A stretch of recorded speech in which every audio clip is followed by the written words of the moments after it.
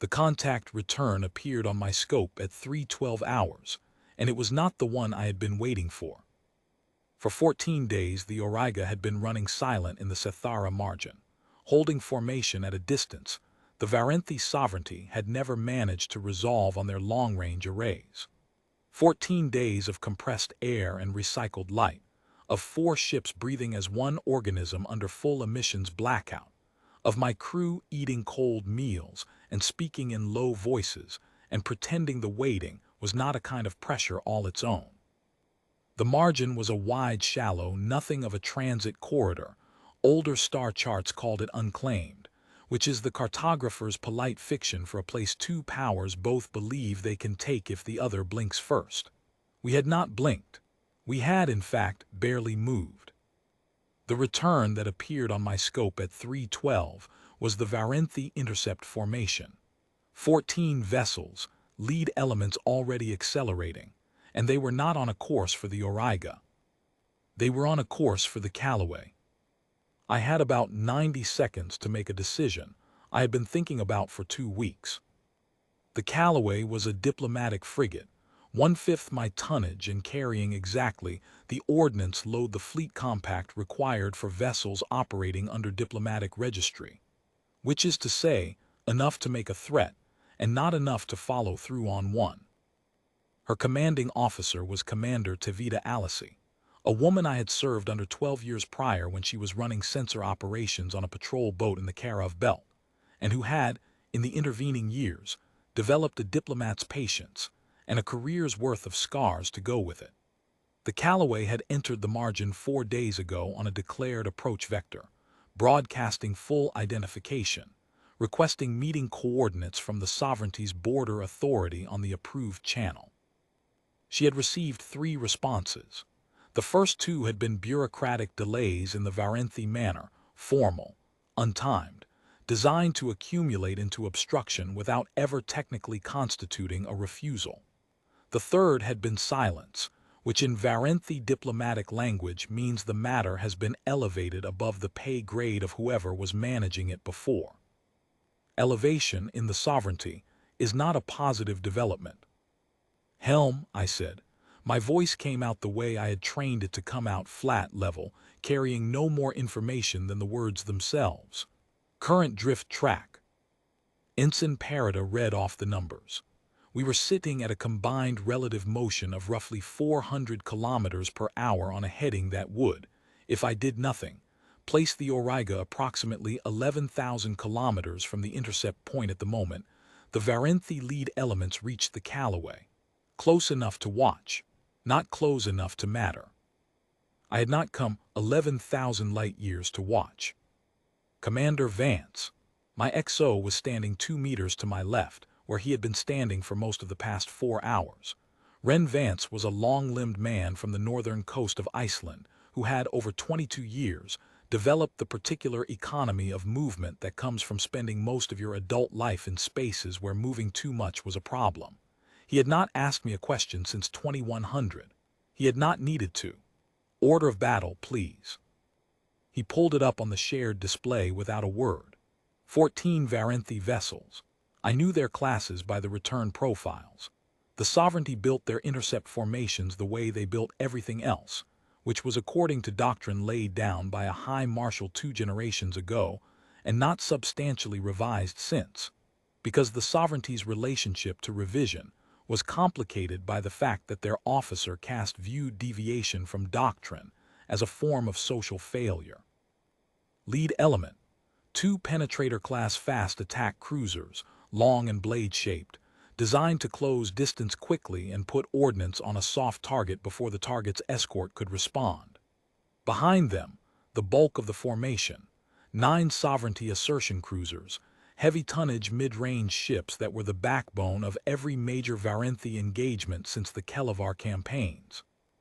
Flanking, 3 command-grade vessels, the largest in the formation, broadcasting the identity signals that told any receiving station this formation had the authority of the High Marshal's seat behind it. 14 ships, 412,000 tons of Sovereignty naval doctrine, accelerating toward a frigate that had done nothing except follow the rules. I looked at the formation for a long moment. Then I looked at the 4 returns that were not on that display. The 4 returns that had been running silent alongside me for 2 weeks, that the Varenthi sensors had never resolved because we had been careful about where we sat, and how we breathed, and how much heat we let bleed off our hull plates into the ambient temperature of the margin.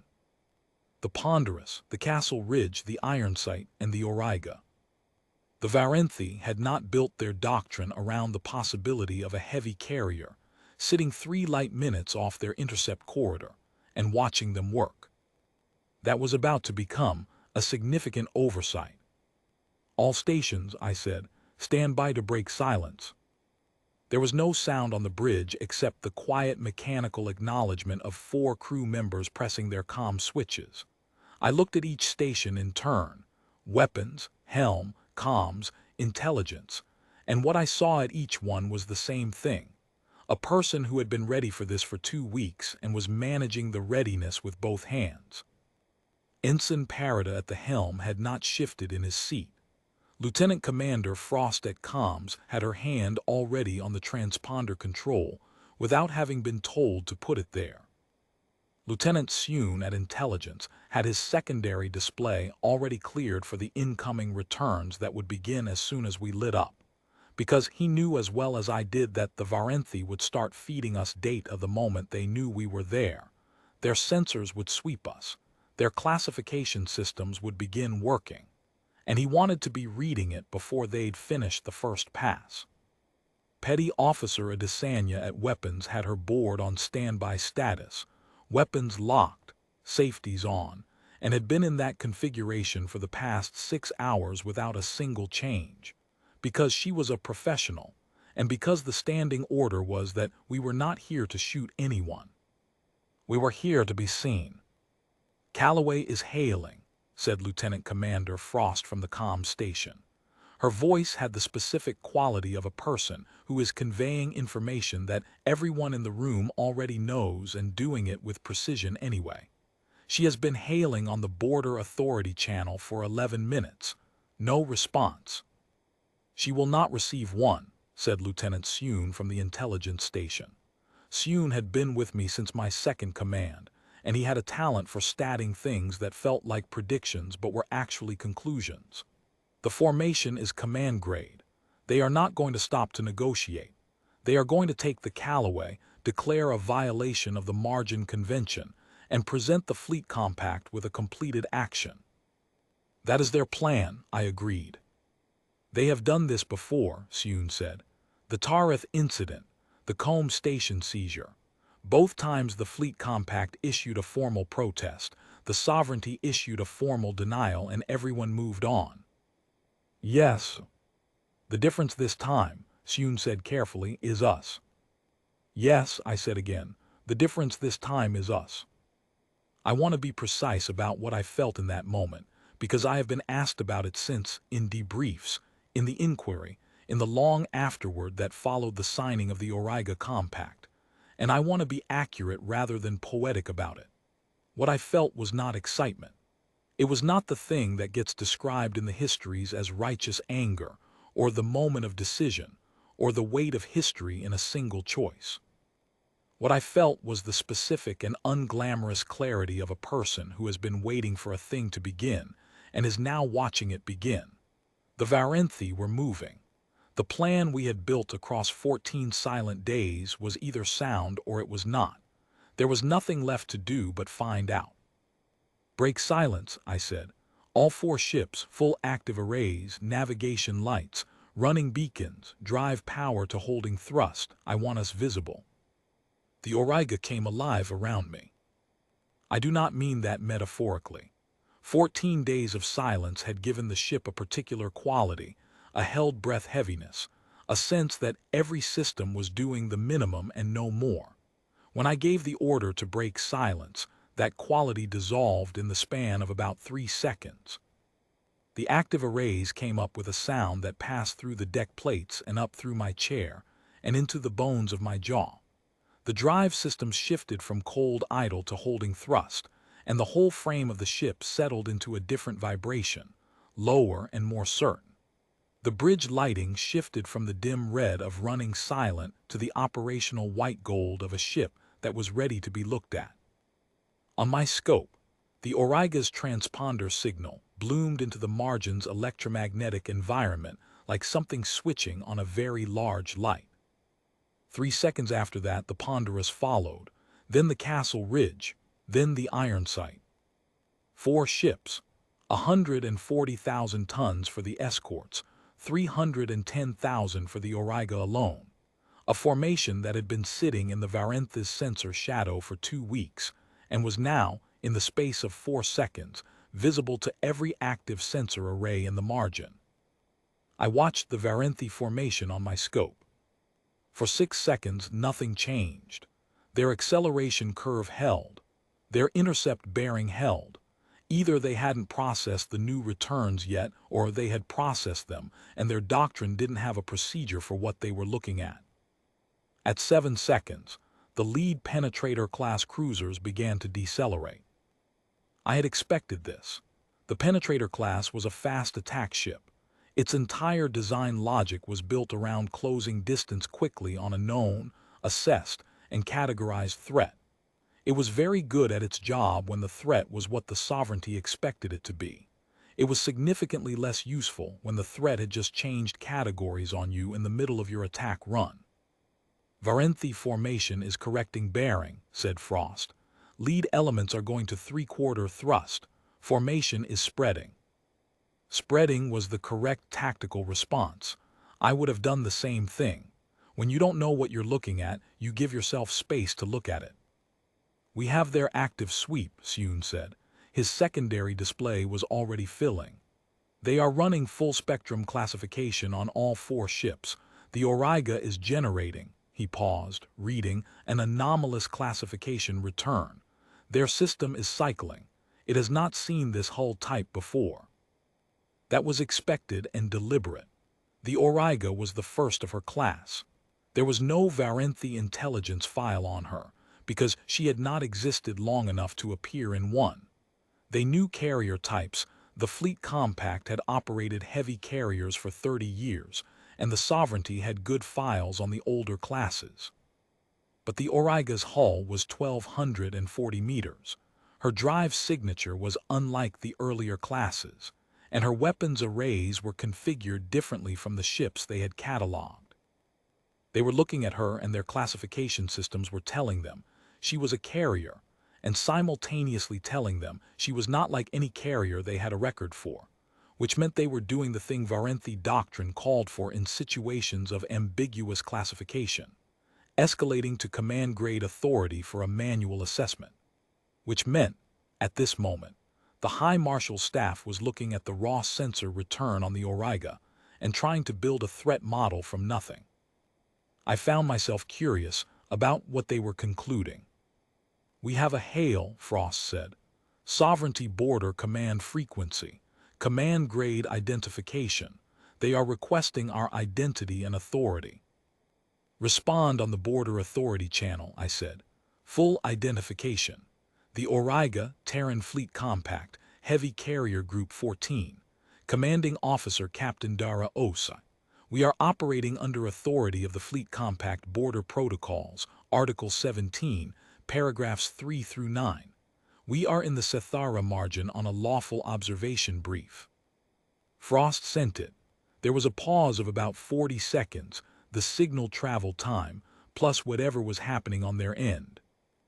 They are asking, Frost said, and her voice had changed register in a way that told me she was reading the Varenthi response carefully, for clarification on the vessel classification of the Auriga. I almost said something dry. I kept it in. Tell them it is a fleet carrier, Auriga class, the first of its name, 1,240 meters stem to stern. Tell them it carries 407 crew, 92 close defense units, and a standard heavy carrier armament complement. Tell them the 3 escorts are destroyer-class vessels, Ponderous, Castle Ridge, and Iron Sight. Tell them all 4 ships are here in lawful capacity and have been for 14 days. There was a longer pause this time. The Varenthi formation had stopped its acceleration entirely. 14 ships, sitting in the margin, reassessing. I had read the intelligence files on the Sovereignty's military doctrine extensively in the weeks before we deployed, and there was one thing about those files that had stayed with me. The Varenthi officer caste operated on a principle they called Rithavan, which translated imprecisely as the weight of counted forces. The concept was foundational to their command culture. Before any engagement, a Varenthi commander was expected to have counted everything in front of him, assigned each element a category and a weight, calculated the balance, and acted accordingly. The doctrine that had served the Sovereignty for 6 generations was built on this principle. It was a good principle. It had won them a great deal. The problem with Rithavan, the specific, particular, load-bearing problem with it, was that it only worked when you had counted everything. They had not counted us. For 14 days, their border authority had been calculating the weight of the Callaway, 1 frigate, 160 crew, diplomatic registry, which in Varenthi doctrine was essentially a legal marker for will not fight back. The balance, by their count, was overwhelming. The action was obvious. The outcome was predetermined. And then we had switched on. I was not in the room when their censor officer reported back to the High Marshal. I have since read the intercepted communications from that period. They became part of the evidence package that the Fleet Compact's diplomatic division assembled in the months following, and they were eventually declassified as part of the Compact's public record on the Auriga incident. But in the moment, I could only watch the formation on my scope and make inferences from what I saw. What I saw was a 14-ship formation, trying to recalibrate its doctrine in real time. The assertion cruisers had been in an intercept spread. They pulled back into a defensive cluster. Then they spread again, because a defensive cluster concentrates targets, and something about our formation had made the idea of concentrated targets feel like a bad one. Then they settled into a long, loose line abreast, a display formation, technically. A formation that said we are many and we are armed without saying we are committed to action.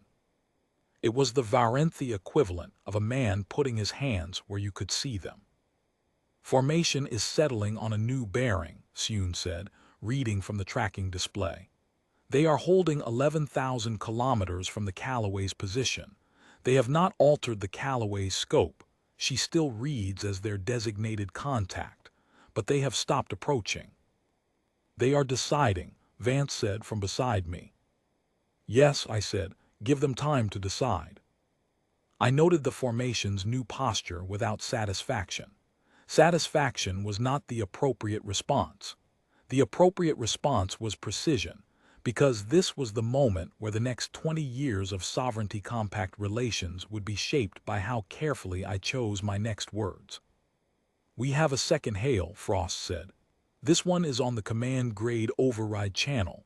Command identifier is, she paused, checking the classification database, High Marshal Cassivar Tethana. This is from the command vessel directly. That landed on the bridge with a particular weight.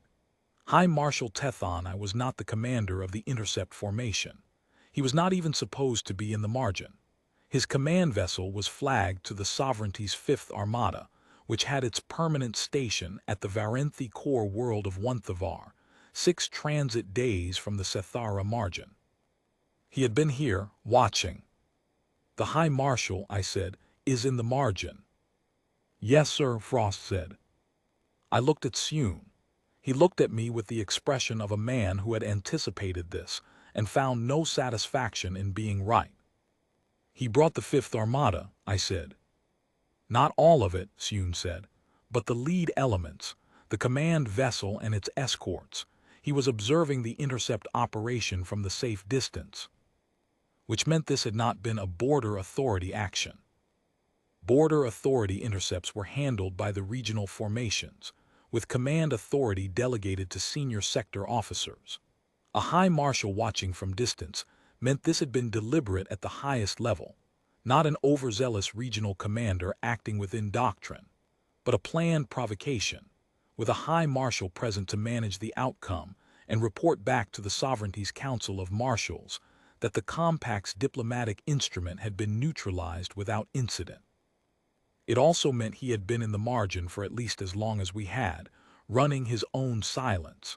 And when we had broken silence, his scope had lit up the same as ours. He had counted 14 ships. He had found 17. Put him through, I said. The High Marshal's voice was not what I had expected from the files. I had read his service record, his public addresses, the intercepted internal communications that intelligence had managed to collect over the years. They painted a picture of a man who operated with the cold precision of someone who had spent his career practicing the controlled application of force. The voice that came through Frost's channel was still precise, still controlled. But there was something running underneath the control, something that a Varenthi officer would not have broadcast to his own crew, but that 17 days of reading their communication patterns had taught me to hear. He was working to sound exactly as calm as he had been 30 minutes ago. Captain Osai, the High Marshal said. The translator rendered his name correctly, which meant someone on their side had been thorough. I am High Marshal Cassivar Tethon, commanding the 5th Armada of the Varenthi Sovereignty. You are operating in a zone of contested transit authority. I require an explanation of your deployment posture and the duration of your presence in this margin. I took a breath, not because I needed to collect myself, but because the length of a breath before speaking was, in my experience, one of the few nonverbal signals that translated reliably across species lines. It communicated deliberation. It communicated that the person speaking had considered the alternatives and was choosing their words, not defaulting to them. High Marshal, I said, I appreciate the direct channel. I'll be equally direct. The Auriga battle group has been operating in the Sethara margin for 14 days under the lawful authority of Fleet Compact Border Protocol 17. We have been here specifically because the Border Authority had not responded to 3 formal diplomatic requests from the vessel Callaway, and because Fleet Compact Intelligence assessed, correctly, I now see that a high-authority Varenthi force was maneuvering into position to intercept a vessel operating under diplomatic registry. Our brief was to observe. We have observed. Your lead elements were 42 minutes from intercept with the Callaway when we came to full operational status. There was the signal delay. Then, you were here before the Callaway arrived. Yes. Another pause. You positioned deliberately. Yes. The silence that followed was not signal delay. It was a High Marshal of the Varenthi Sovereignty sitting in the command chair of his flagship and recalibrating the weight of counted forces.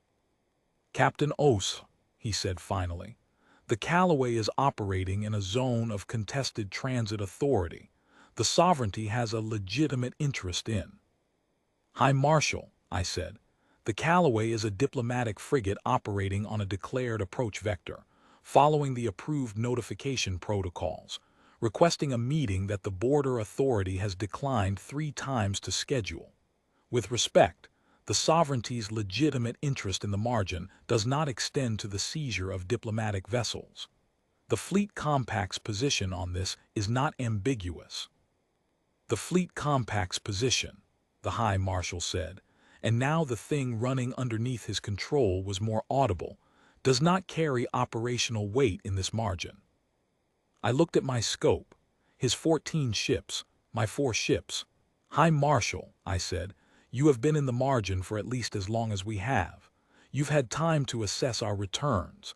I'd like you to tell me, in your professional judgment, whether the Fleet Compact's position carries operational weight in this margin now.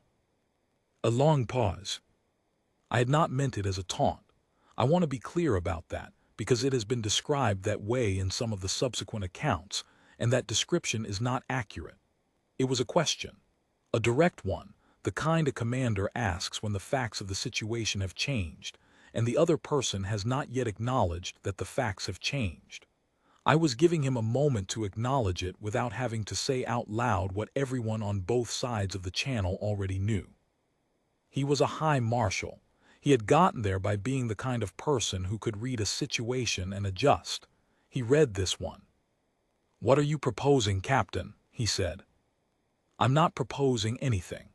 I'm available to facilitate the meeting that the Callaway came here to arrange. A discussion between the fleet compact's diplomatic representative and a sovereignty counterpart of appropriate authority. The Margin Convention provides for exactly this kind of engagement. Neutral zone, both parties acknowledged, both parties present in force." "In force," he repeated. "In force," I confirmed. "Both parties. I think we can agree the pretense of a diplomatic meeting between one frigate and 14 warships was not sustainable. This is more honest." Another long pause. I watched the formation on my scope. Nothing had changed in their bearing or their position, but there was a quality to the stillness that felt different from the quality of the stillness before I had spoken. "I will need to consult," he said. "Of course," I said. "The Callaway will hold position. We will hold position, take whatever time you need." The channel closed. Vance was at my shoulder. He did not say anything for a moment. "He's not going to like it," Vance said. "He doesn't have to like it," I said. "He has to decide whether he wants to be the High Marshal who seized a diplomatic frigate in the Sethara margin with 17 fleet compact warships watching, or the High Marshal who sat down at the table." "We are 4 ships," Vance said carefully, "not 17. "He doesn't know how many more are in the margin he hasn't found yet," I said. Vance was quiet for a moment. "Are there more?" "No," I said. "But he doesn't know that." "He doesn't know that," I agreed. "He knows he missed us for 14 days. He's currently doing the math on whether he might have missed others. That math is doing more work right now than anything I could say to him." Vance nodded slowly, the kind of nod that is also an acknowledgement of something being somewhat uncomfortable. "You want some coffee, Captain?" "I want a great deal of coffee," I said, "but I'll take what we have."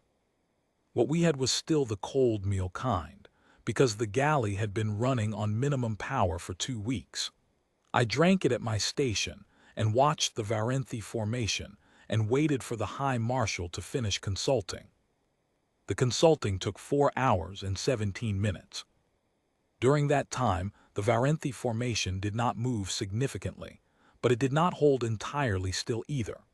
3 times, one of the assertion cruisers made a short positional adjustment, not enough to change the formation's bearing or its distance from us, but enough to register on the tracking display as deliberate maneuvering. Sune watched each adjustment and reported without commentary, because there was no commentary worth making. The adjustments were not tactical.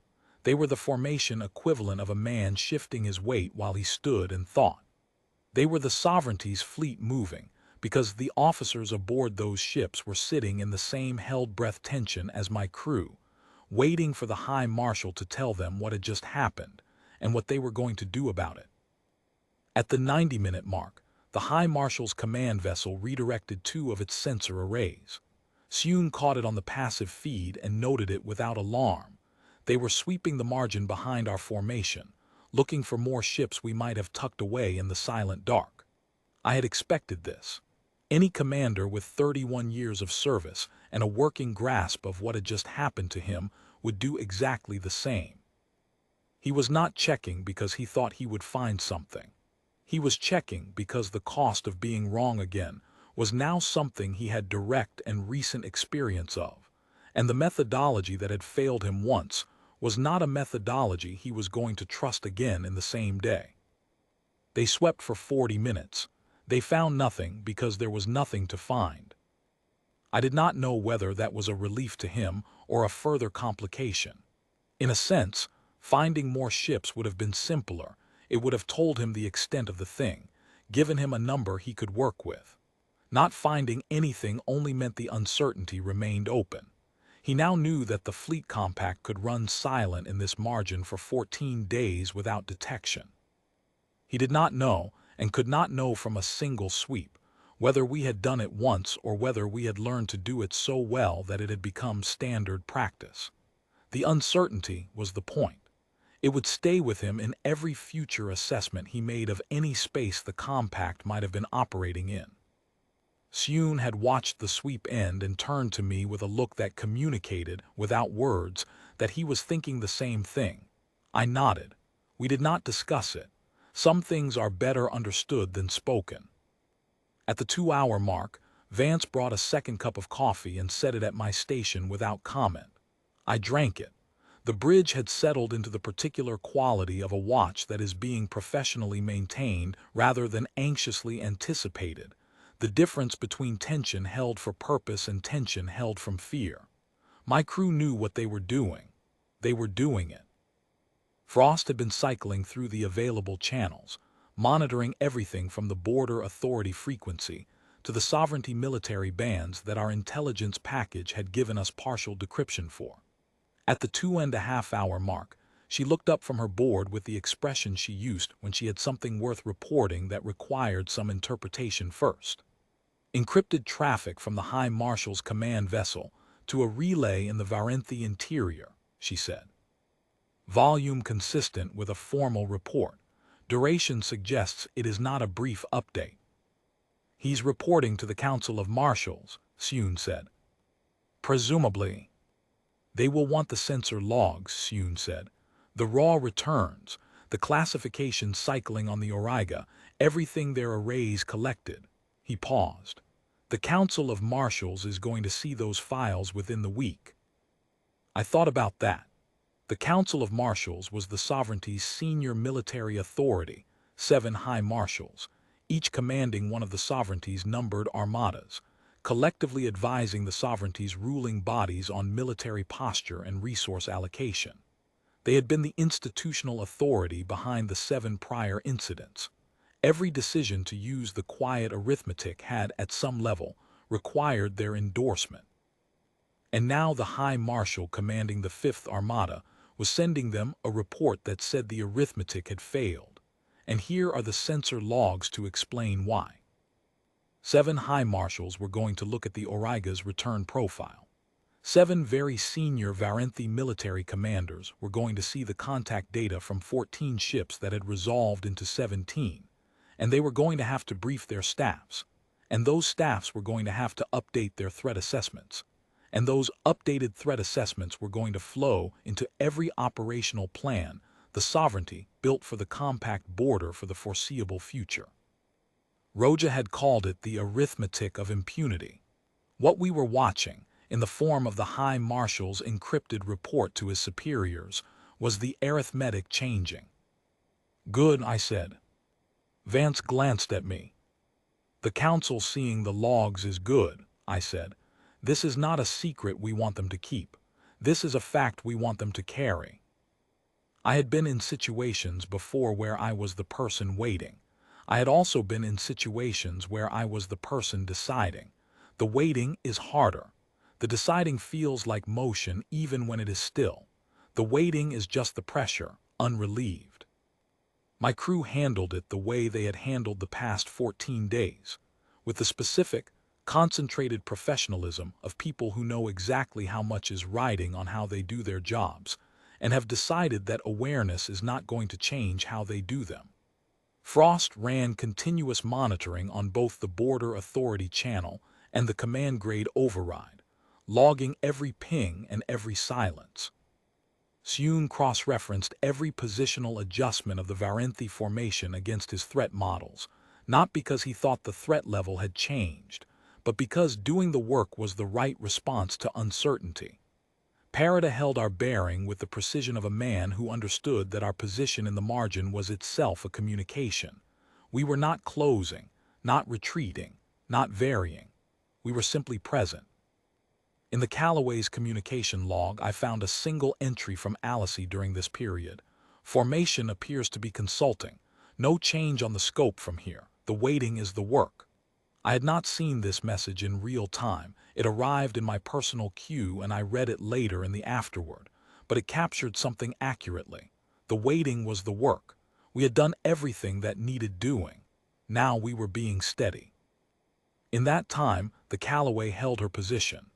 Alice sent me a brief encrypted message that said exactly 3 words. "What took you?" I did not respond, because the encrypted channel was not something I wanted to use more than necessary, and because the answer would have taken longer than the situation warranted. What had taken us 14 days was the careful, specific, unglamorous work of making sure we were there before they were. That work had begun 6 months prior, in a briefing room at Fleet Compact Command, where an intelligence officer named Roja had laid out what she called the Varenthi pattern.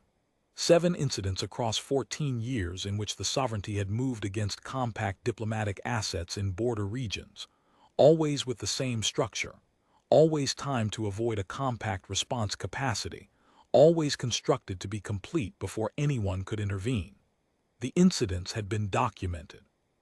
The protests had been filed, the denials had been issued, and then each time everyone had moved on. Roja had called it the arithmetic of impunity. If the action is completed before you can respond, she said, then your response is always reactive and always too late, which means the action was always, structurally, already won. The only way to break the arithmetic was to be inside it before it started, to already be in the answer before the question was asked. Fleet Compact Command had authorized the deployment on the condition that we run silent, make no contact, take no action unless the Callaway was physically threatened, and maintain perfect operational security. 14 days, 4 ships, holding position in a transit corridor while a diplomatic frigate walked into a situation they had set up for us. Commander Alice had known we were there. She had known it before she left port. She had hailed on the Border Authority channel and received delays and had waited, and the waiting had not been patience in the ordinary sense. It had been the patience of a person who knows exactly what she is waiting for. When the High Marshal's channel opened again, 4 hours and 17 minutes after it had closed, his voice was different. Not the careful, working to sound calm voice of the first transmission. This was flatter. This was the voice of a man who had consulted with his staff, presumably with the Council of Marshals via relay, possibly with the Sovereignty's diplomatic apparatus, and had arrived at a decision he did not enjoy but had made with clarity. "Captain Os," he said, "the Sovereignty is willing to receive the Callaway's diplomatic representative for a preliminary meeting. The meeting will be conducted under the Margin Convention's neutral contact protocols. The Sovereignty does not concede any question of contested transit authority by agreeing to this meeting." "Understood," I said.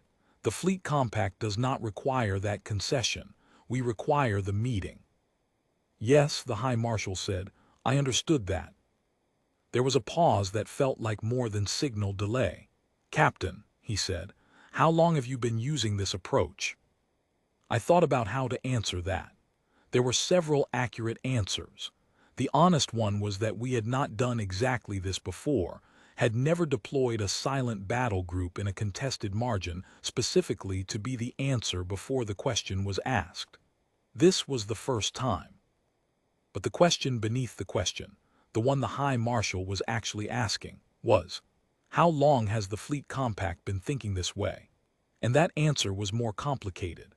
It encompassed 6 months of Roja's planning, and the careers of the intelligence officers who had built the Varenthi pattern file before her, and the 31 years of High Marshal Tethanai's own service during which the Sovereignty had run its quiet arithmetic and found it worked every time. Without exception, right up until this morning. "Long enough," I said. Another pause. "That is not a satisfying answer." "No," I agreed, "it isn't." The meeting between Alice and the Sovereignty's designated diplomatic officer, a marshal-grade figure named Saravath, who arrived aboard a small, fast courier that detached from the High Marshal's formation, took 11 hours. I was not in the room. I was in the room next to the room, which was a conference compartment aboard the Callaway that had been fitted with a sensor isolation suite and a recording archive, and where I sat for 11 hours with Sune and 2 members of Alice's staff and listened to everything. What happened in those 11 hours was not a negotiation in the ordinary sense. A negotiation implies that both parties begin with positions they are willing to move from. Saravath did not begin with a position he was willing to move from. He began with the sovereignty standard formulation. The margin was contested. The compact's presence was a provocation. The border authorities' failure to respond to the Callaway's hails was a procedural matter under internal review, and the intercept formation had been a routine patrol. Alice had listened to all of this with the expression I remembered from 12 years ago on that patrol boat. The expression of a person who has heard the thing being said, and also the thing being not said, and is deciding which one to respond to. She responded to the thing being not said. "Marshal Saravath," she said, "I'd like to set aside the formal positions for a moment and speak directly. The Sovereignty planned this intercept at the highest level. The High Marshal was present.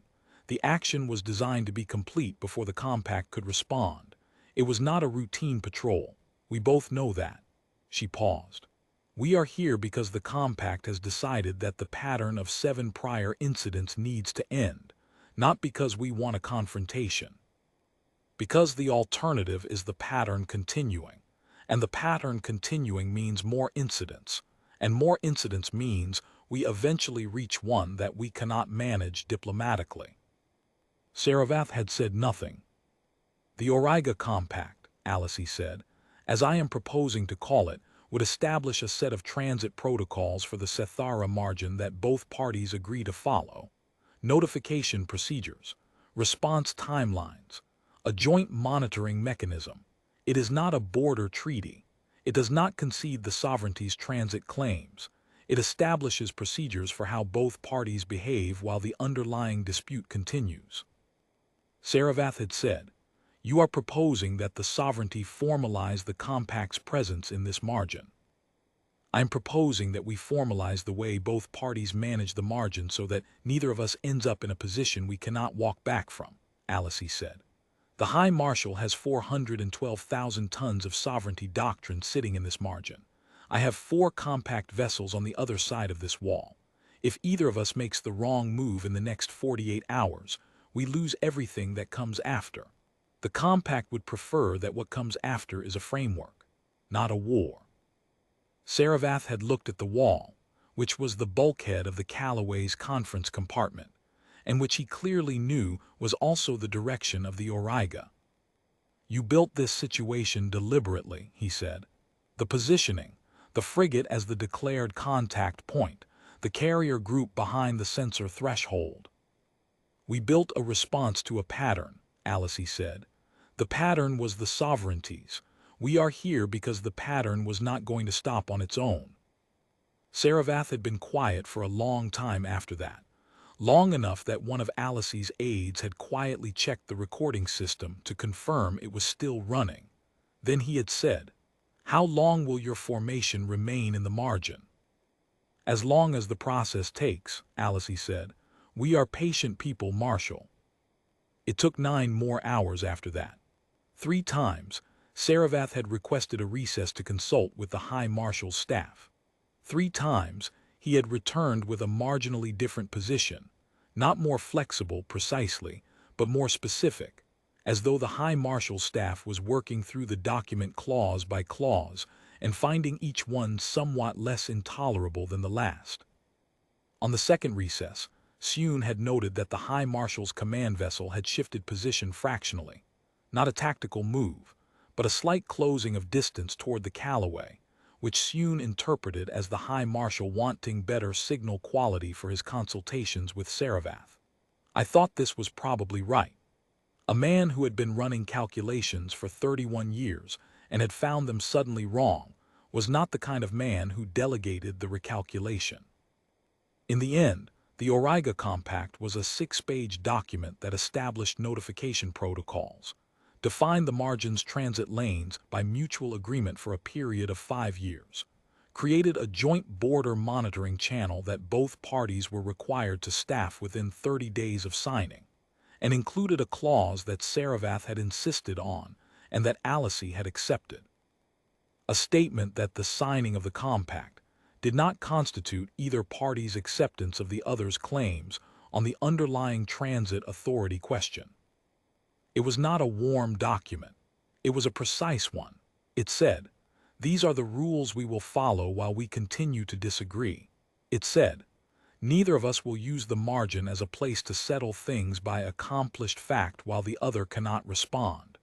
It said between its lines in the language of what was not written, "We were here, and we are patient, and we know how to position ourselves before the question is asked." Saravath signed it at 6:41 hours, station time. Alice countersigned. I signed as the witnessing commanding officer, which was the role I had been assigned, and the role I had played for 14 days and 11 hours and 41 minutes. When it was done, the High Marshal sent a final communication to the Auriga. "Captain Osai," he said, "I would like you to know that I have served the Sovereignty for 31 years. I have fought in 4 campaigns. I have held command authority in 2 border disputes and 1 active war. In all of that service, I have never encountered a situation in which my count was wrong by the margin yours was wrong by today." I understood what he was saying. He was not giving me a compliment. He was telling me the precise nature of what had shifted. For the Sovereignty, the count was the foundation of everything, of doctrine, of confidence, of the decision to act. He had counted the margin, had found it empty enough, had moved. And then the count had been wrong by 4 large ships and 310,000 tons, and he had had to rebuild everything. He was going to do from the foundation up, in real time, in the middle of the thing. "I appreciate you telling me that, High Marshal," I said. "Do not mistake this for warmth," he said. "I don't," I said. "I take it as a professional observation." "Yes," he said, "that is what it is." His formation began withdrawing at 800. The 5 Armada lead elements first, then the 14-ship intercept formation in order of tonnage, largest first. They moved at standard transit speed, not hurrying. There was a dignity to the withdrawal that I thought was deliberate. The High Marshal was not retreating, his bearing communicated. He was departing after a concluded negotiation. I watched them go. The Ponderous, the Castle Ridge, and the Ironsight held their positions without any instruction from me until the last Varenthi return had cleared the margin's near boundary, which took a little over 3 hours.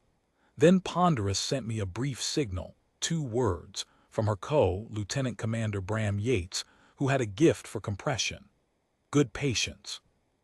I marked it in the log and didn't respond. Alice brought the Callaway alongside the Auriga at 1100 and requested permission to come aboard, which I granted. She arrived on the hangar deck in a utility jacket, looking like a person who had been awake for approximately as long as I had, which was most of the past week. She looked at the Auriga's hangar bay, which was, by any reasonable standard, not a thing you could look at casually, because the hangar bay of a 1,200-meter carrier was the kind of space that imposed itself on whatever mood you had brought in with you. She looked at it for a moment, then she looked at me. "You were here the whole time," she said. "The whole time," I said. "When I filed the request to meet with the border authority," she said, "and they sent me the first delay, I was," she paused, choosing the word, "not certain you would be here." "The deployment order was issued before you filed the request," I said. "We were here before they started delaying." "I know that now," Alice said. "Knowing it while I was reading those delay notices was a different experience." We walked to the officers' mess, which was the closest space on the Auriga that offered something resembling comfort, and which had the additional advantage of being able to produce actual coffee at this point, since we had broken silence 12 hours earlier, and the galley was fully operational again. I poured 2 cups. "The compact will hold," Alice said. She was not asking. "For 5 years formally," I said. "In practice, for as long as both parties remember that the count might be wrong." Alice considered that, and after 5 years. "We renew it," I said, Or we don't and we start over, but the pattern is broken now. The 7 prior incidents worked because they were complete before we could respond. The Sovereignty knows now that we knew the pattern. They know we were thinking about the arithmetic before they were. I paused. That is the thing that doesn't go back in the box, not the compact, not the protocols, the knowledge that we counted differently than they thought we did. The High Marshal will report back to the Council of Marshals, Alice said. Yes. And the Council will recalibrate. Yes, I said. They will count more carefully, which means the next time they consider an action in a border region, they will be less certain about what they can and cannot see. I looked at the cup in my hands. That uncertainty is worth more than the compact. Alice was quiet for a moment. Then, was this always the goal, not the document, the uncertainty? I thought about Roja in the briefing room 6 months ago. The arithmetic of impunity. The only way to break it is to be inside it before it starts. The goal was to end the pattern, I said. The uncertainty is how it ends. You can't unsee what you've seen. You can't uncount what you've counted and then found was wrong. For the rest of High Marshal Tethana's career, every time he looks at a border region and decides what is and is not present, he will remember the 14 days we were in the margin before we appeared on his scope. And the next High Marshal, the Council of Marshals will brief the next High Marshal, I said. That's how institutions work. The memory doesn't die with the man. Alice drank her coffee and was quiet for a while. Outside the viewport, the margin looked the way it always had, a wide, shallow nothing of a transit corridor, starfield in silence, the unremarkable distance between two powers who disagreed about who owned the quiet. It did not look different. It was not the same. I put Auriga in the document title without asking you, Alice said. I noticed. Was that all right? I thought about it. A carrier that had held silence for 14 days, that had waited in the dark while someone walked into a situation specifically built around the knowledge that the answer was already in place. A ship named in a compact that said, between its lines, "We were here before you thought to look." It's fine, I said. The Callaway departed at 1600. I watched her on the scope until she was out of the margins near boundary, and then I gave the order for the battle group to form up for transit home. I did not make a speech to the crew. I have never been a commander who made speeches, and this was not a moment that called for one. The crew had been professional for 14 days and 11 hours. They had eaten cold meals and spoken in low voices and done their jobs with the kind of quiet rigor that doesn't announce itself. A speech would have been a lesser thing than what they had already done without one. What I did was log the mission complete, file the incident report, and add one note to the record: deployment objectives achieved. Pattern intervention successful. No shots fired. 4 words at the end of that note, because the record should be accurate. Then I went asleep for 6 hours and woke up to the sound of the margin falling behind us.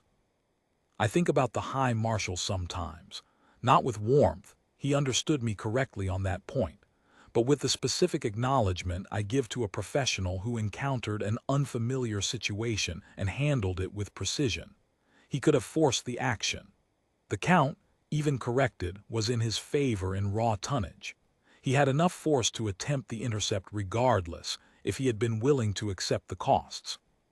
He had not been willing to accept the costs, because the costs of taking the Callaway while the Auriga was watching would have been measured not in ships, but in what came after, in the compact's response, in the political weight of an action taken in front of witnesses, in the difference between a completed fact that the record was forced to acknowledge and the kind of quiet arithmetic that works precisely, because no one can prove what happened until it is already over. He had been in the business of quiet arithmetic. He had walked into a situation where the arithmetic was not quiet anymore, where the result was going to be witnessed and recorded and filed. And he had adjusted. I respect that professionally. The Auriga Compact was ratified by the Fleet Compact's Diplomatic Council 42 days after we signed it in the Callaway's conference compartment. The Sovereignty ratified it 31 days after that, after what the intelligence files described as a vigorous internal debate at the Council of Marshals level, which is the Varenthi diplomatic equivalent of a significant argument. The Joint Border Monitoring Channel was stood up on schedule. Both parties staffed it. In the first year, it was used 412 times to resolve what the monitoring protocols called approaching contact events, situations where one party's vessels and another's were on bearing for a potential incident. In 411 of those cases, the protocols worked and both parties altered course or adjusted timing, and the contact event resolved without incident. In one case, a Sovereignty patrol vessel had attempted to treat the monitoring channel as non-binding and had altered course toward a compact survey ship. The compact duty officer had sent a single message on the monitoring channel, notification of close approach, requesting Sovereignty confirmation of patrol vessel intent. The High Marshal had personally responded within 6 minutes. The patrol vessel had altered course. One contact event resolved, one word at the foundation of it, the memory of 14 silent days and a carrier that had been there before anyone looked. That is the work, not the speeches, not the declared victories, not the moment when the other side stands down and the historians mark it as a turning point. The work is the 14 days before. The work is the accurate count and the patience to hold it, and the willingness to sit in the dark on cold meals and recycled air and trust that the arithmetic is right. We were in the margin before they came. We were counted before they counted. That is what they cannot walk back. That is what they will carry forward. Every border region, every transit corridor, every situation where the count looks simple and the decision looks obvious. They will remember that the count was wrong once badly, by the margin that matters most. Not by a ship they missed, but by a formation they never suspected. I have been in this service for 26 years. I have commanded vessels in contested space for most of that time, and the thing that experience teaches you, the thing that takes years to internalize and that cannot be shortened, is that the decisive moments rarely look decisive while you are inside them. They look like waiting. They look like maintenance. They look like the 15th hour of a 4-hour watch, cold coffee, and the same returns on the same scope in the same silence. The historians will write the Auriga Compact as a turning point, will draw the arc from the Tarith incident to the Combe Station seizure to the Sethara margin, and mark the point where the pattern broke. They will give it a date and a page number and a paragraph. What they will not be able to render is the quality of those 14 days. The specific weight of a bridge running silent, the sound of a ship breathing at minimum power, the way the crew of 407 people found the rhythm of necessary stillness and held it without being asked to twice. That is the thing that made the Auriga Compact possible, and it is not a thing that fits in a 6-page document or a paragraph in a history. It is a thing that lives in the people who were there, and in the institution they served, and I believe this, and I have staked my career on believing it, in the memory of an adversary who will never again look at a quiet transit corridor and assume the quiet means empty. That is what we gave them. Not a defeat of fact. I think about Ensign Parada holding his bearing for 14 days without a single uncorrected drift. I think about Frost monitoring channels that returned only silence for 2 weeks, doing the work of listening to nothing with the same rigor she would have given to an active engagement. I think about Sune, building threat models in the dark, updating them daily against data that never changed, because the updating was the job regardless. I think about Vance, standing at my left shoulder, never asking the question we were both thinking, because some questions are already answered by the fact that you are still there. These are not the figures who will appear in the Compact's public record. They are the people who made the record possible. The quiet does not mean empty. They know that now.